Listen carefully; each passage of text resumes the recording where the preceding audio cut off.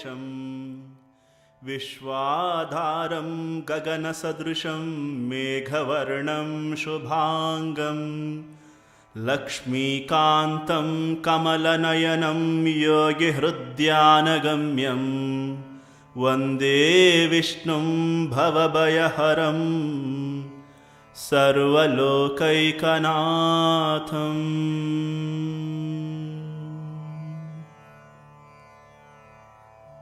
ॐ विश्वं विष्णुर्वषट्कारो भूतभव्यभवत्प्रभुः भूतकृद्भूतभृद्भावो भूतात्मा भूतभावनः पूतात्मा परमात्मा च मुक्तानां परमागतिः अव्ययः पुरुषः साक्षी क्षेत्रज्ञोऽक्षर एव च योगो योगविदां नेता प्रधानपुरुषेश्वरः नारसिंहवपुः श्रीमान् केशवः पुरुषोत्तमः सर्वशिवस्ताणुर्भूताधिर्निधिरव्ययः सम्भवो भावनो भर्ता प्रभवः प्रभुरीश्वरः स्वयंभू शम्भुरादित्य पुष्कराक्षो महास्वनः अनादिनिधनो धाता विधाता धातुरुत्तमः अप्रमेयो ऋषिकेशः पद्मनाभो मरप्रभुः विश्वकर्मा मनुस्त्वष्टा स्तविष्टस्तविरो ध्रुवः अग्राह्य शाश्वतः कृष्णो लोहिताक्षः प्रतर्दनः प्रभूतस्त्रिककुब्धाम पवित्रं मङ्गलं परम् ईशानः प्राणदः प्राणो ज्येष्ठश्रेष्ठः प्रजापतिः हिरण्यगर्भो भूगर्भो माधवो मधुसूदनः ईश्वरो विक्रमी धन्वी मेधावी विक्रमः क्रमः अनुत्तमो दुरादर्श कृतज्ञ कृतिरात्मवान् सुरेशः शरणं शर्म विश्वरेताः प्रजाभव अहः संवत्सरो व्याल प्रत्ययः सर्वदर्शनः अजः सर्वेश्वरः सिद्ध सिद्धिः सर्वादिरच्युतः वृषा कपिरमीयात्मा सर्वयोगविनिःसृतः वसुर्वसुमना सत्य समात्मा संमितः समः अमोघ पुण्डरीकाक्षो वृषकर्मा वृषाकृतिः रुद्रो बहुशिरा भभ्रुर्विश्वयोनिः शुचिश्रवाः अमृतः शाश्वतस्ताणुर्वरारोहो महातपाः सर्वगः सर्वविद्भानुर्विश्वक्सेनो जनार्दनः वेद्यो वेदविदव्यङ्गो वेदाङ्गो वेदवित्कविः लोकाध्यक्षः सुराध्यक्षो धर्माध्यक्ष कृताकृतः चतुरात्मा चतुर्व्यूह चतुर्दंष्टश्चतुर्भुजः भ्राजिष्णुर्भोजनं भोक्ता सहिष्णुर्दगदादिदः अनघो विजयो जेता विश्वयोनिः पुनर्वसुः उपेन्द्रो वामनप्रांशो रमोघ शुचिरोर्जितः अतीन्द्रसङ्ग्रहः सर्गो धृतात्मा नियमो यमः वेद्यो वैद्यः सदा योगी वीरः माधवो मधुः अतीन्द्रियो महामायो महोत्साहो महाबलः महाबुद्धिर्महावीर्यो महाशक्तिर्महाद्युतिः अनिर्देश्यवपो श्रीमान् अमेयात्मा महादृदृक् महेश्वासो महीभर्ता श्रीनिवासः सतां गतिः अनिरुद्धः सुरानन्दो गोविन्दो गोविदाम्पतिः मरिच्चिर्दमनो हंस सुपर्णो भुजगोत्तमः हिरण्यनाभसुतपाः पद्मनाभा प्रजापतिः अमृत्यो सर्वदृक्सिंह सन्धाता सन्धिमान् स्थिरः अजो दुर्मर्शनशास्त विश्रुतात्मा सुरारिः गुरुर्गुरुतमो धाम सत्यः सत्यपराक्रमः निमिषो निमिषस्रग्वी वाचस्पतिरुदारधीः अग्रणीर्ग्रामणे श्रीमान् न्यायो नेता समीरणः सहस्रमूर्धा विश्वात्मा सहस्राक्षा सहस्रपात् आवर्तनो निवृत्तात्मा संवृतः सम्प्रमर्दनः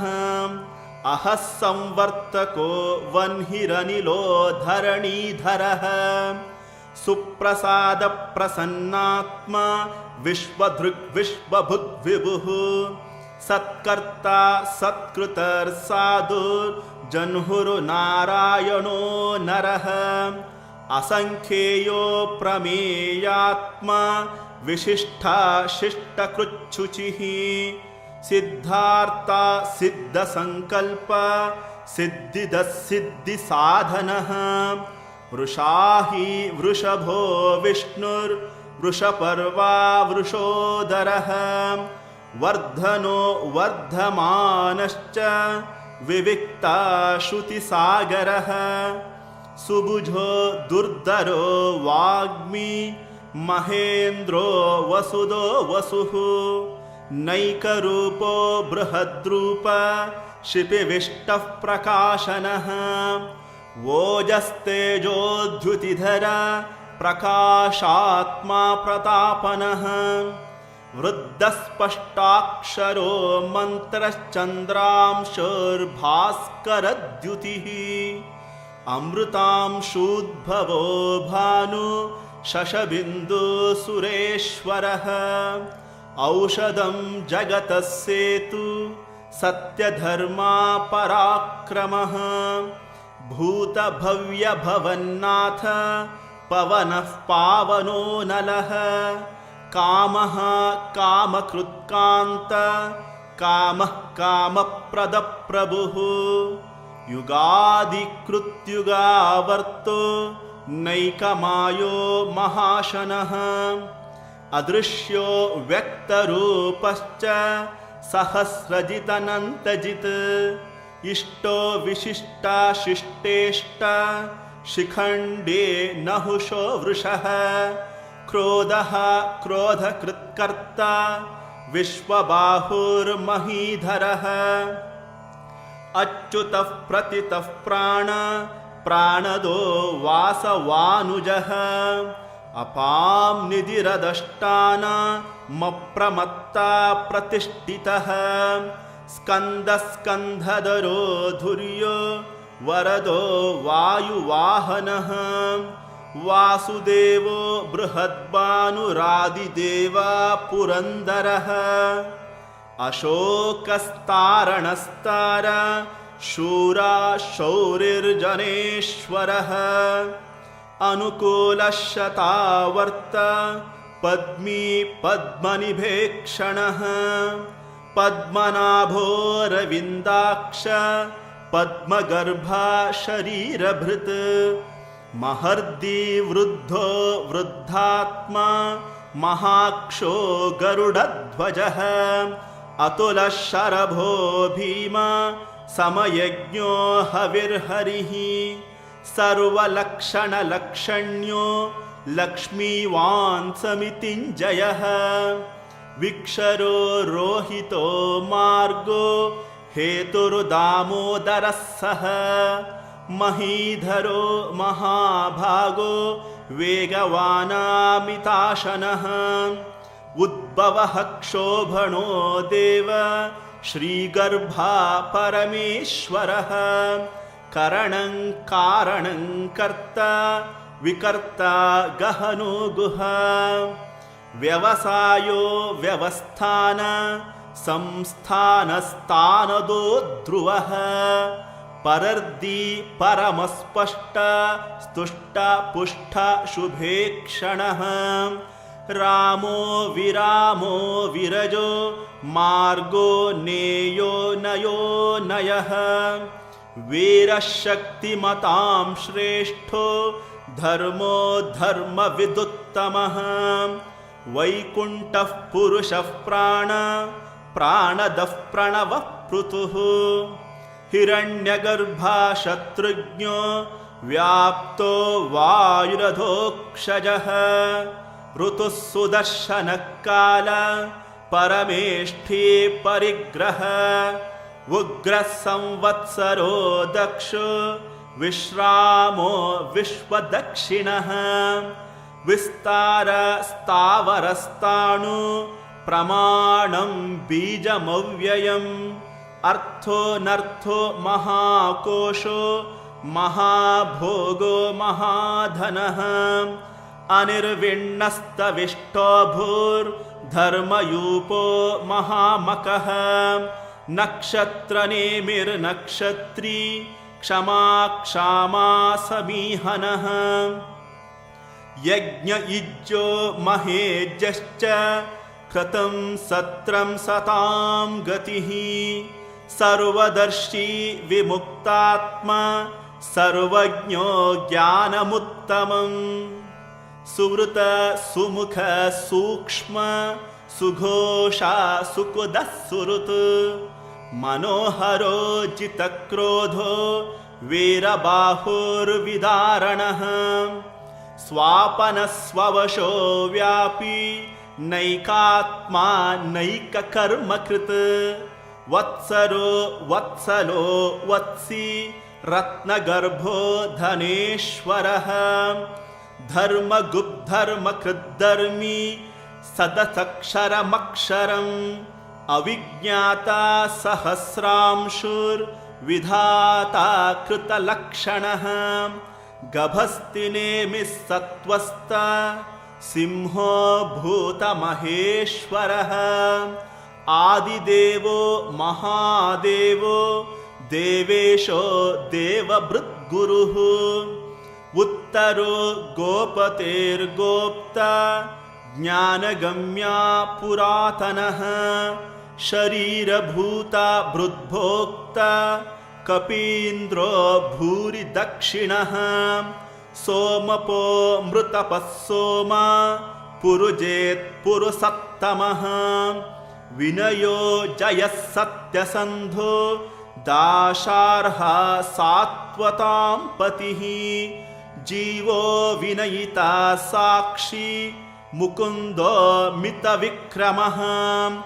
अम्भो निधिरनन्तात्मा महोदधिशयोऽन्तकः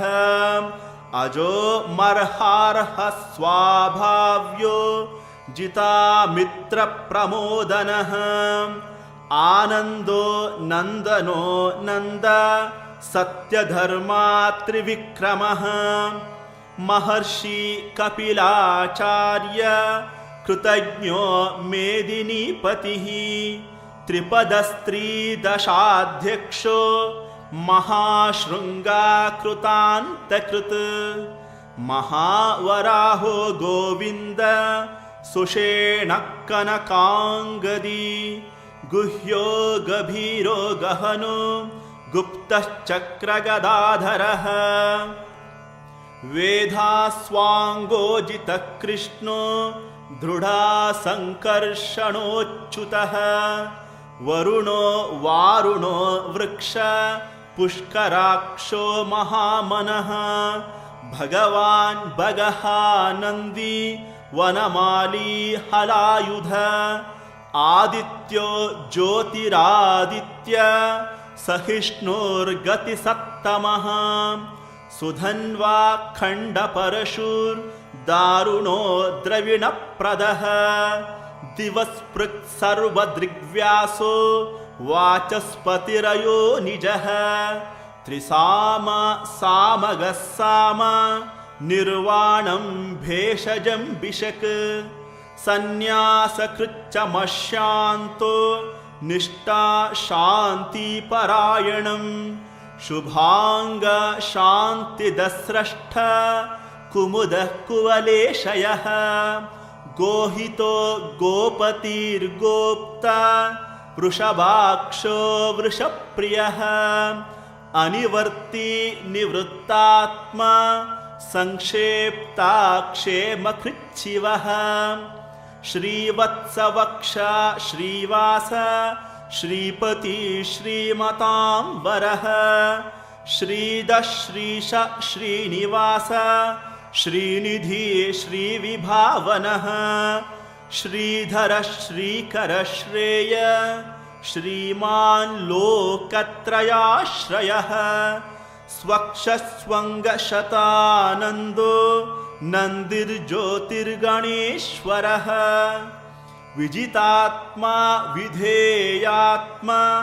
सत्कीर्तिर्छिन्न संशयः उदीर्ण सर्वतच्चक्षुरनीश शाश्वतस्थिरः भूषयो भूषणो भूतिर्विशोकाशोकनाशनः अर्चिष्मानर्चितः कुम्भो विशुद्धात्मा विशोधनः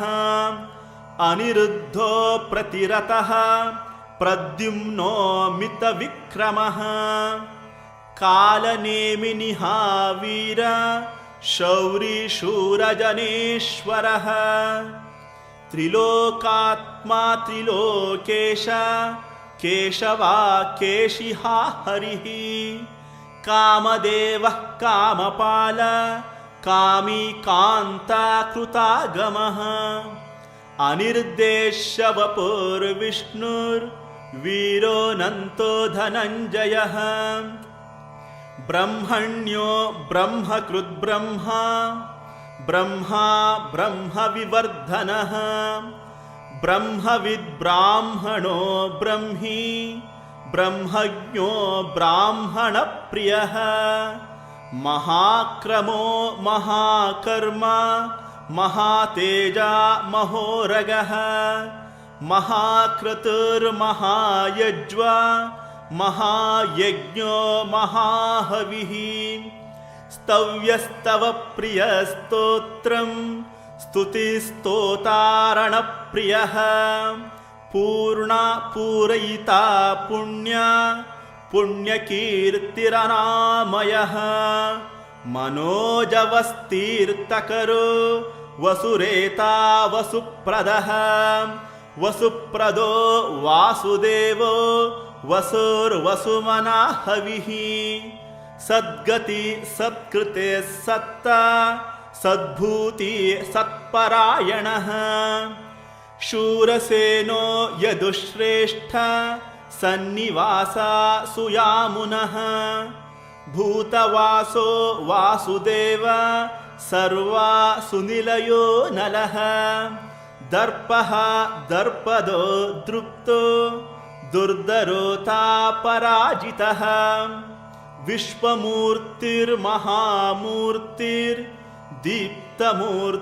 विश्वमूर्तिर्महामूर्तिर्दीप्तमूर्तिरमूर्तिमान्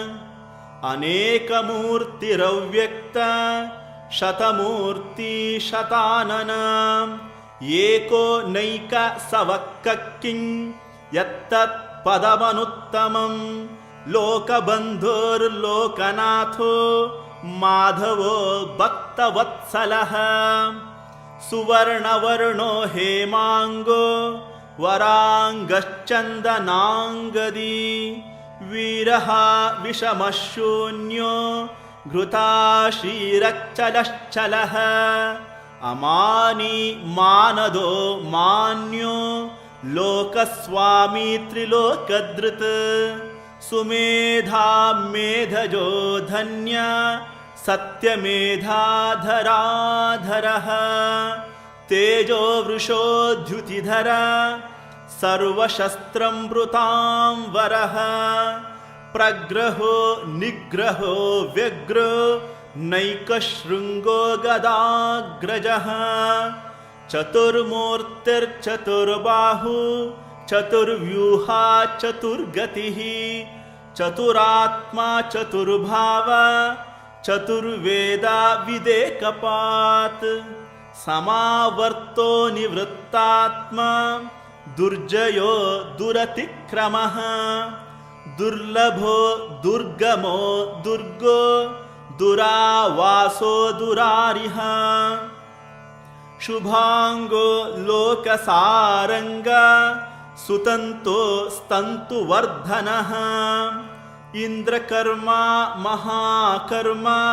कृतकर्मा कृतागमः उद्भवः सुंदरः सुंदो रत्ननाभा सुलोचनः अर्को वाजसन शृंगी जयंता सर्वविजयी सुवर्णबिन्धुरक्षोभ्य सर्ववागीश्वरेश्वरः महाह्रदो महागर्तो महाभूतो महानिधिः कुमुदः कुन्दरः कुन्द पर्जन्यः पावनो निलः अमृतांशोऽमृतवपुः सर्वज्ञा सर्वतोमुखः सुलभ सुरुत सिद्ध शत्रुजिच्छत्रुतापनः नेघ्रो दोधुम्बरो अश्वत्थाचाणुरान्ध्रा निषूदनः सहस्रार्चिर्सप्तजिह्वा सप्तैधा सप्तवाहनः अमूर्तिरनघो चिन्त्यो भयाकृद्भयनाशनः अणुर्बृहत्कृशस्तूलो गुणाभृन्निर्गुणो महान् अधृतस्वधृतस्वास्य प्राग्वांशो वंशवर्धनः भारभृत्कथितो योगी योगीशा सर्वकामदः आश्रमश्रमणक्षाम सुपर्णो वायुवाहनः धनुर्धरो धनुर्वेदो दण्डो दमयिता दमः अपराजितः सर्वसहो नियन्ता नियमो यमः सत्त्ववान् सात्विकः सत्य सत्यधर्मापरायणः अभिप्राया प्रियार्होर्हा प्रियकृत् प्रीतिवर्धनः